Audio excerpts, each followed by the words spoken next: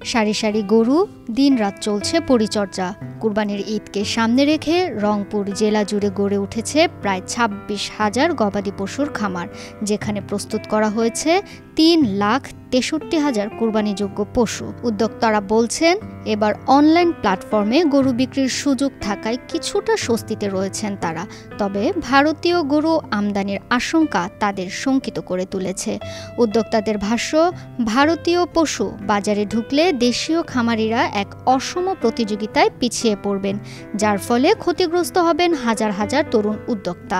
এই দেশে বেকার সমস্যা দূরীকরণের লক্ষ্যে কিন্তু আমরা দেখতেছি যে খামারের প্রতি অনেক শিক্ষিত ছেলেপেলেরা এখন ঝুঁকে পড়ছে। পশু উৎপাদনে আমাদের আমরা একটু দেখা যাচ্ছে যে অনেক সময় আপনার বিব্রতকর পরিস্থিতির মধ্যে পড়ে, ক্ষতির মুখে পড়ে, সে কারণে কিছু কিছু খামার আবার বন্ধও হয়ে যায়।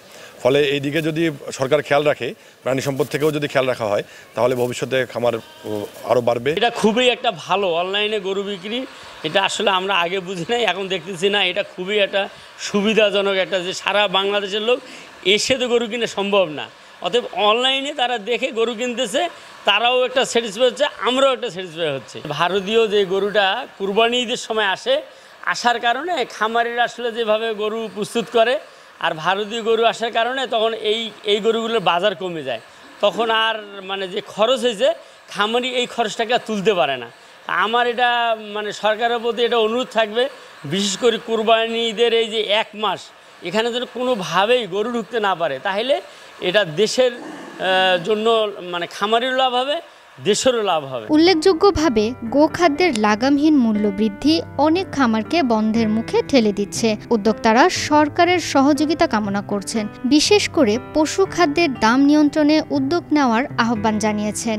রংপুর জেলা প্রাণী সম্পদ কর্মকর্তা ডাক্তার মোহাম্মদ আবু সাইদ জানান, ২০২৫ সালে কোরবানিকে সামনে রেখে ২৫,৬৭১ জন খামারি তাদের গরুকে প্রস্তুত করছে কোরবানিকে সামনে রেখে, যেখানে টোটাল গবাদি পশু অর্থাৎ গরু, মহিষ, ছাগল ভেড়ার সংখ্যা হচ্ছে ৩,৬৩,০০০ সামথিং।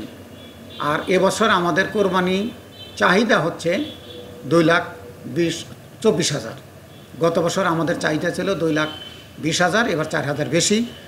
যেহেতু আমাদের 3,63,000 প্রস্তুত আছে, সেজন্য এবছর আমাদের চাহিদার চেয়েও অতিরিক্ত 1,38,000 গবাদি পশু অতিরিক্ত আছে, যা আমাদের রংপুর জেলার চাহিদা পূরণ করেও আমরা দেশের অন্যান্য জায়গায় বিক্রি করতে পারবো। গবাদি পশুর খাদ্য দাম বেশি, এই কথাটাই সবাই বলে, আমিও বলবো যে কথাটা সত্য।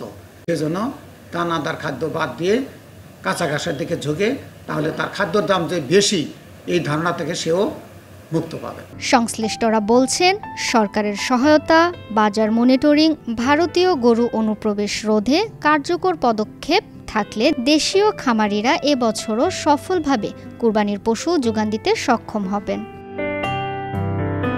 আয়েশা আক্তার, আনন্দ টিভি।